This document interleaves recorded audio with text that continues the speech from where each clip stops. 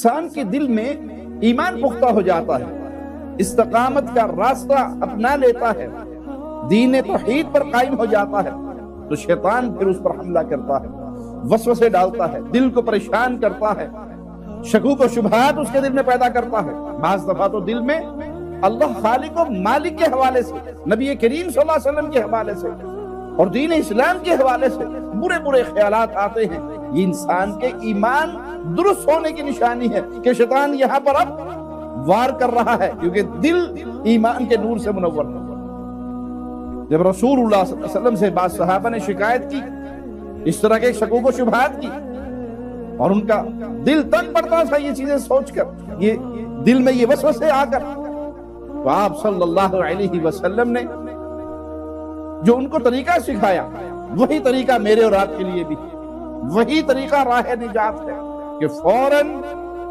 اللہ کی طرف رجوع کیجیے، اس شیطان کے شر سے مالک کی پناہ میں آئیے، اور اذکار کو ہتھیار بنائیے اس شیطان کے ساتھ جنگ کرنے کے لیے، اور قربان جائیں خالق و مالک پر،